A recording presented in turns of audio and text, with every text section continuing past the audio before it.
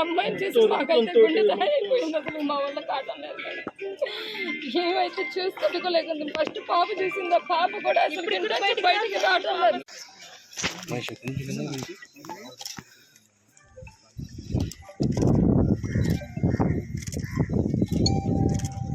నువ్వు అట్టనే ఉంది చెప్పేది. మిమ్మల్ని అసలు రానికుంటే సరిపోయింది.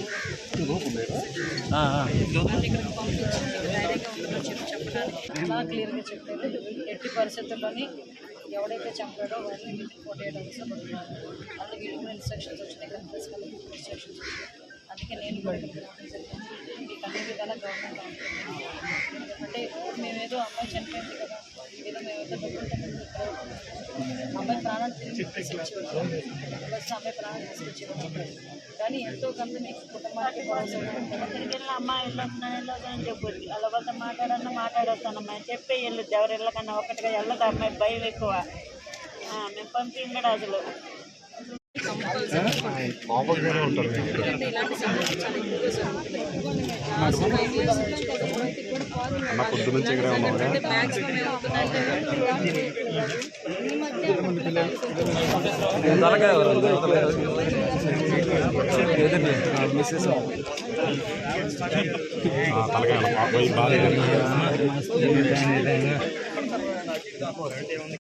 మేడం బట్టలు మేడం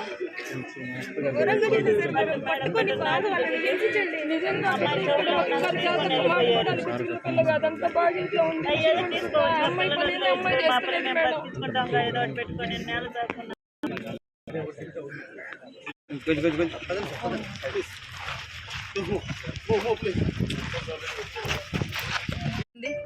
అమ్మాయి బహిర్భూమికని అక్కడికి వెళ్ళిన తర్వాత అక్కడ మార్నింగ్ 5:45కి వెళ్ళిన అమ్మాయి ఇంకా రాలేదని చెప్పి తల్లిదండ్రులు వెతుకులాటలో ఆ అమ్మాయి నిర్జీవంగా పడి ఉండటం, అది కూడా ఎలాంటి అచేతన స్థితిలో వాళ్ళు చూసారంటే ఏ తల్లిదండ్రులు కూడా చూడకూడని పరిస్థితుల్లో ఆ అమ్మాయిని అక్కడ ఐడెంటిఫై చేయడం జరిగింది. ఒంటి మీద నూలు పోగు కూడా లేకుండా అమ్మాయిని రేప్ చేసి చంపబడింది అన్నది ప్రాథమికంగా పోలీసులు కూడా ఇచ్చిన ఇన్ఫర్మేషన్. అమ్మాయి చంపబడిన తీరు కూడా చూస్తూ ఉంటే చాలా బ్రూటల్గా హత్య చేసిన సందర్భాన్ని కూడా మనందరం కూడా చూసాం. నిజంగా ఇలాంటి సంఘటనలు జరుగుతూ ఉంటే సభ్య సమాజంలో మనం ఉంటున్నామా లేకపోతే ఎక్కడైనా అటవీ ప్రాంతంలో ఉంటున్నామా అన్న విషయం అయితే మనకు ఒక్కొక్కసారి భయం అనిపిస్తుంది. అటవీ ప్రాంతాల్లో ఉన్న వాళ్ళైనా కనీసం నాగరికత తెలుసుకొని వాళ్ళు ప్రవర్తిస్తున్నారు తప్పించి ఇక్కడున్న చాలా మంది నాగరికత తెలిసిన వాళ్ళు కూడా గంజాయి మత్తులో డ్రగ్స్ మత్తులో విచ్చలవిడిగా ప్రాణాలు కోల్పోతున్న ప్రాణాలు తీసిన విధానం కూడా ఇంత బ్రూటల్గా తయారైందంటే దీన్ని ఎక్కడ మనం అరికట్టాలి అన్న సంగతి ఆలోచించుకుంటే నిజంగా ఒక్కొక్కసారి భయం వేస్తుంది కూడా. ఎందుకంటే నేను ఏం చెప్తున్నానంటే లాస్ట్ 5 years గవర్నమెంట్లోని కూడా విచ్చలవిడితనం గంజాయి విచ్చలవిడితనం విపరీతంగా పెరిగిపోయింది.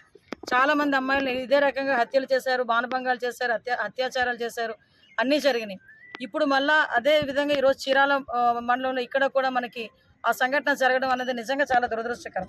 ఆ అమ్మాయి వాళ్ళ పేరెంట్స్ దగ్గరికి కూడా మేము వెళ్తే ఆ అమ్మాయి వాళ్ళ పేరెంట్స్ కూడా చెప్పడం ఏంటంటే మా అమ్మాయి ఇప్పుడు కూడా అక్కడికి ఎవరికి అనుమానాలు లేవు, మా అమ్మాయిని ఎవరిని ఏడిపించిన సంఘటనలు కూడా లేవు, మా అమ్మాయికి చాలా భయం అండి, వెళ్ళడం రావడం తప్పించి ఇంకా అమ్మాయికి వేరే తెలియదు అని చెప్పడం. అదే విషయాన్ని నేను ఎస్పీ గారితో నాకు అక్కడికి అసెంబ్లీ దగ్గర ఉండగానే నాకు తెలిసిన వెంటనే చంద్రబాబు నాయుడు గారు మన సీఎం గారికి తెలిసిన వెంటనే సీఎం గారు నాకు ఇన్స్ట్రక్షన్ ఇవ్వడం, మేము వెంటనే సిపి గారితో ఎస్పీ గారితో మళ్ళీ కలెక్టర్ గారితో కూడా ఈ విషయం గురించి క్లియర్ కట్గా ఇన్ఫర్మేషన్ తీసుకోవడం, అక్కడ నుంచి నేను వచ్చేలోపే మొత్తం ఇన్ఫర్మేషన్ తీసుకోవడం జరిగింది. అయితే ఇప్పుడే అమ్మాయి బాడీని కూడా మేము చూడటం జరిగింది. అమ్మాయి బాడీకి కూడా ఈరోజు ఇప్పుడే పోస్ట్ మార్టం జరగడానికి కూడా కలెక్టర్ గారు కూడా దానికి మన అందరికీ కూడా వచ్చారు. దీనికి ఇమీడియట్గా ఆ విషయంలో స్పందించాలి అని చెప్పి మన లోకల్ ఎమ్మెల్యే గారు కూడా చాలా క్లియర్ కట్గా స్పందించడం, దానికి మాకు కూడా ఇన్ఫర్మేషన్ ఇవ్వడం అన్నీ కూడా చేయడం జరిగింది. అంటే ఇప్పుడు విషయం ఎందుకు చెప్తున్నానంటే ఏదైనా సంఘటన జరిగినప్పుడు ప్రాంప్ట్గా అక్కడున్న సీఎం యంత్రాంగం అంతా కూడా ప్రాంప్ట్గా కదిలితే యాజ్ ఎర్లీ యాజ్ పాసిబుల్ దాని రిజల్ట్ కనుక వస్తుంది. ఈరోజు చంద్రబాబు నాయుడు గారు ఈ విషయం మీద స్పందించి ఇమీడియట్గా డీసీపీ గారిని కూడా పిలిపించుకొని డీసీపీ గారితో ఇన్ఫర్మేషన్ తెప్పించుకొని ఇక్కడ డిపార్ట్మెంట్ వాళ్ళకి కూడా ఇమీడియట్గా వాళ్ళకి ఇన్స్ట్రక్షన్ ఇవ్వడం జరిగింది. వితిన్ 48 అవర్స్లో ఎట్టి పరిస్థితుల్లోని నిందితులు ఎవరైతే ఉన్నారో వాళ్ళని పట్టుకొని తీరాల్సిందే. దీనికి ఎక్కడా కూడా వాళ్ళు ఎవరూ కూడా దాన్ని నిర్లక్ష్యం చేయడానికి ఎట్టి బస్సు పనికిరాదు. అట్ ద సేమ్ టైం ఆ కుటుంబం కూడా చాలా పేద కుటుంబం.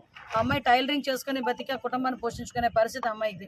అటువంటి సందర్భంలో వాళ్ళ ఫాదర్ కూడా నేత పని చేసే మనిషి. ఆ అమ్మాయి నిజంగా అమ్మాయి కుటుంబాన్ని పోషిస్తుందనే చెప్పాలి. అటువంటి కుటుంబం పోషించే అమ్మాయి ఈరోజు అకస్మాత్తుగా హత్యకు గురవడం నిజంగా ఆ కుటుంబానికి తీరని లోటు. ఆ కుటుంబానికి మేమేదో డబ్బులు ఇచ్చి ఆ అమ్మాయి సిచ్యువేషన్ని మేము కొనడం అనేది కాదు. డెఫినెట్గా గవర్నమెంట్ పరంగా అమ్మాయికి ఎక్స్గ్రేషన్